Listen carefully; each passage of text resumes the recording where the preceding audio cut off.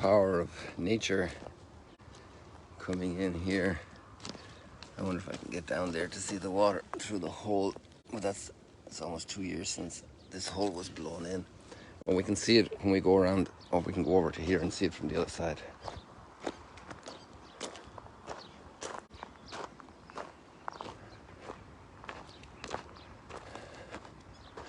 We get another angle on it. It's amazing, you know. Water seems to be a soft thing, but look at what you need a barrier to protect something from heavy waves and a storm. That's fascinating to see the structures human beings have to build to keep back water.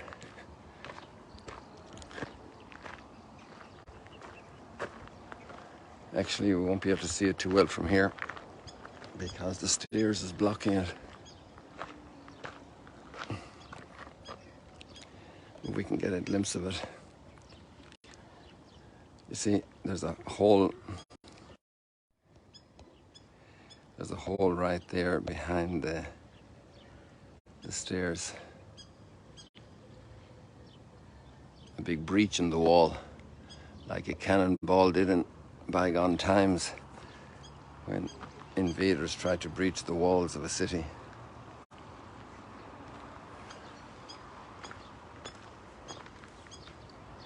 What are the most memorable conversations you've ever had, like the most memorable people? Some conversation that really made a big difference in your life. Some encounter with somebody and they said something and light bulbs went off, or you changed your attitude.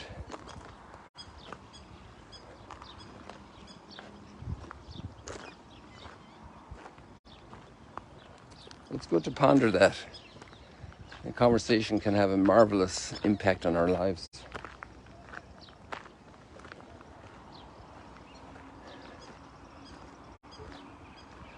Sometimes it's a major speech that turns a country around. Some famous speeches are Churchill's war speeches in the Second World War. I'm reading a book about the friendship between Lloyd George and Churchill for almost a year now. The author was here and gave me a copy, and he was actually I think a great grandson of Lloyd George.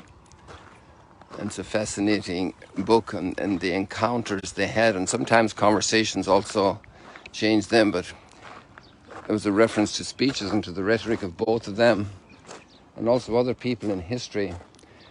It's the famous speech of Kennedy at the Brandenburg Gate in Germany. And that's probably one of the great gifts politicians have, leaders have, is to cast words and to speak. And good morning. Good morning. You want to say hello to the world? Hello, world.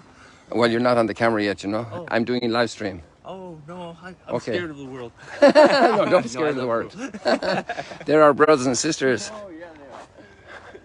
I talk with the whole world every morning. How can I watch? Oh, well, why don't we look for each other? When you're leaving? You're staying with us, are you? Yeah, but I leave this morning. Yeah, at some point. Okay, do you use Instagram, Facebook, or YouTube? YouTube. YouTube? Yep. Okay, so let me give you this. Your phone is on you? Yes. Take a shot of my card here. Oh, perfect. And just put in my name. Smart. There other people did YouTube videos with me, so some of those might come up. Well, that's but you want to look for the channel, my channel. Okay. With my name here. Yes. Raymond Kelly. Okay? Okay, great. Wonderful. Awesome. Yes. Well, have a great... Now people are going to hear this conversation on that YouTube, so you'll be able. People will already, if they recognize you. Sometimes that happens to me. I'm someplace and people say they look at me because of my voice. If they hear my voice, as they recognize the voice. Yeah. Well, God bless you, Father. So your voice is already going to be recognizable worldwide now. Somebody will meet you one day and say, "Were you on that YouTube video?"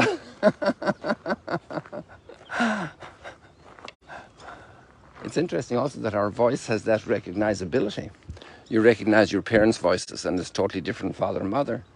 brother and sister, and even if they're twins, you know, if you're, I don't know, I won't speak too much to that, because I also have a problem distinguishing twins, say, like identical twins, obviously, and it's probably no wonder I don't have big guilt because of that. Who can distinguish identical twins? So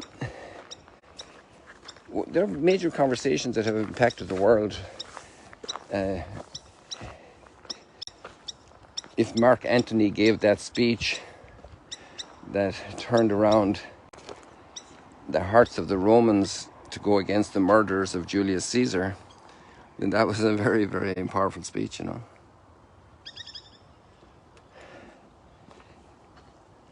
And the way reality is interpreted by politicians, like you have some fundamentalist politicians, they're able to stir up people, let's say for nationalistic causes, and they can get whole people activated through their rhetoric to revive old wounds, issues, claims, and lead to major civil disturbance and war. Also, if you look at a movie and you take out the music and you just hear the words, the music makes such a difference, you know. The words might be poor. There's a great combination in conversation. It's not just hearing the sound of that guy now, but if you saw his face and if you saw his reactions when he said, no, I don't want to talk. So he was communicating with his eyes and with his hands.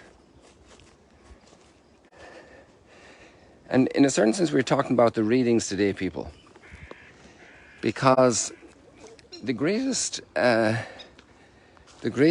conversation we can have is, let's say, a mentor has, you know, people that are following that mentor, that are being guided by a mentor. And a conversation with a mentor can be a very powerful thing, can be very helpful, it can open up an area of life. A great moment, there can be a particular conversation that spouses had that changed a lot of things.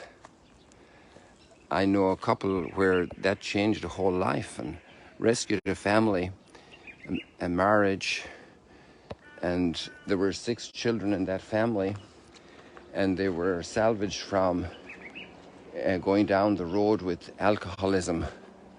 And that conversation saved the family from that.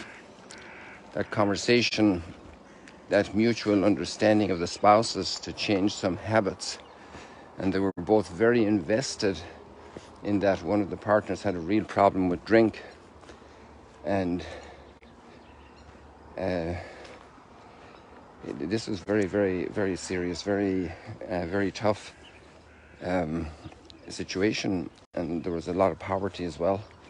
And that family really was a thriving family. I knew a number of them, and the good that they have and their children and grandchildren have done in the world is amazing. So good conversations, great conversations. So what's the greatest conversation you have going at the moment? The ultimate conversation started with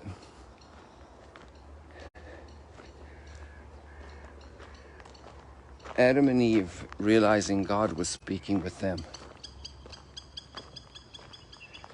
And since Adam and Eve, God has not stopped speaking to us. And like that guy now a few minutes ago, his encounter with me, and in a certain sense with you, he said, I was afraid of the whole world, you know. He already said a lot about himself.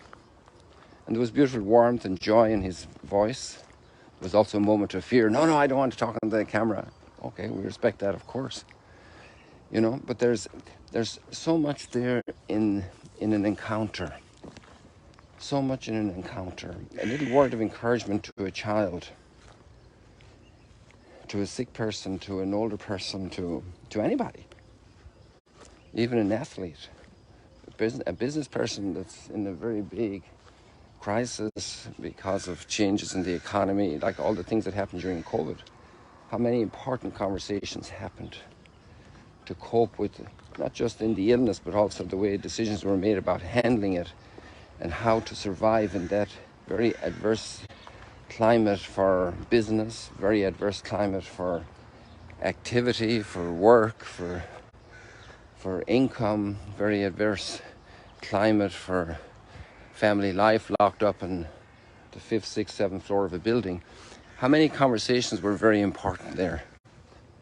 Maybe the human being, we got back a little bit more to conversing because we weren't able to run around doing all kinds of stuff. We had to look at each other in the eye. We had a bit more time together, and that was also trying and testing of us and also forming us and helping us to grow. And the ultimate conversation that's going on is God's conversation with us. That's the ultimate conversation in creation, since we were created. And there's some major moments in that conversation. And in a way, God is continually speaking to us, like He had the sun rise this morning for us. This is a huge gift. Because conversation isn't just the grandparents coming over and saying hello and giving a hug to the child, but it's a little present, a little teddy bear, a little toy, a gift. But maybe more important, the gift of the teddy bear is the gift of the smile, the gift of interest, playing with the child in the game they prefer. And before there are games, there's hunger, there's need for protection from the weather, inclemency,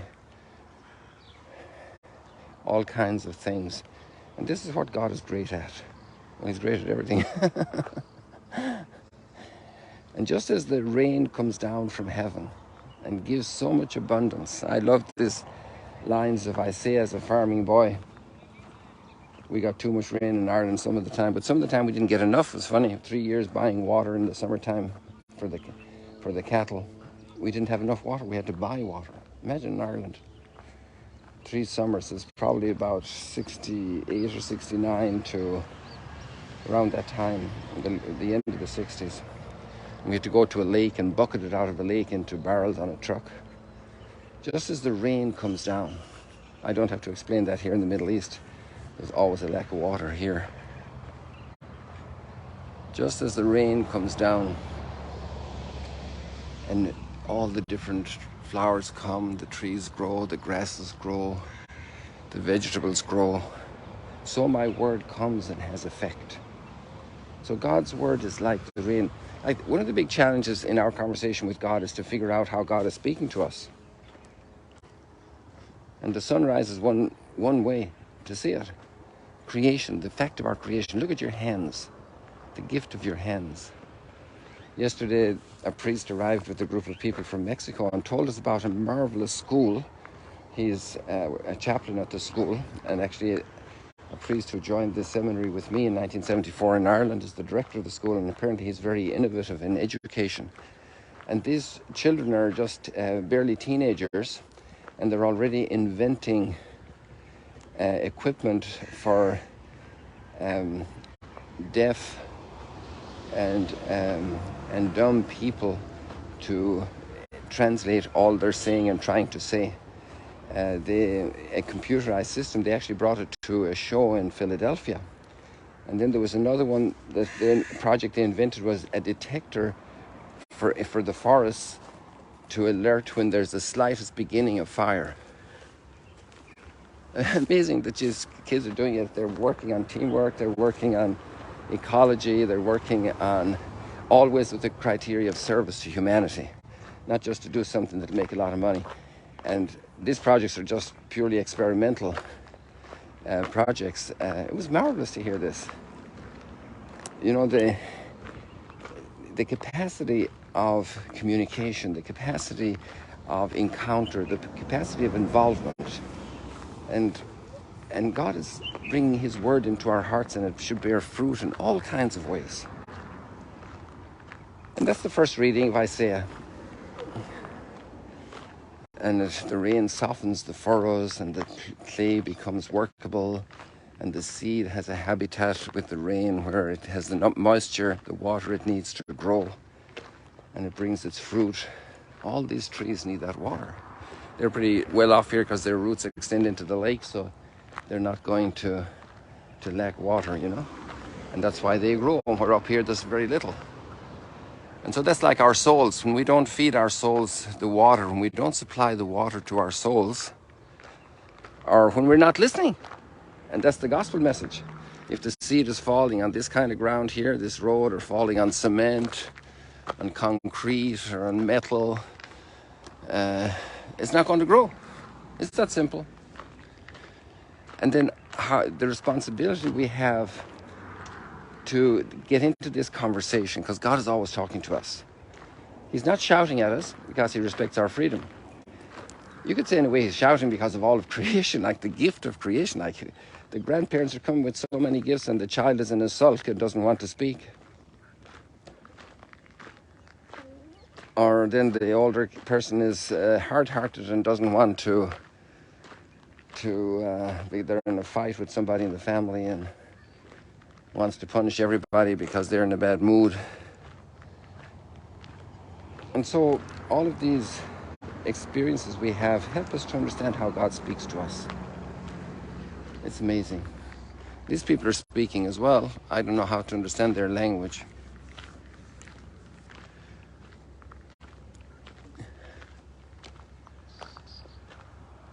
And I'm sure they have serious thoughts that we need to listen to, engage with them, you know. And people know how to do that.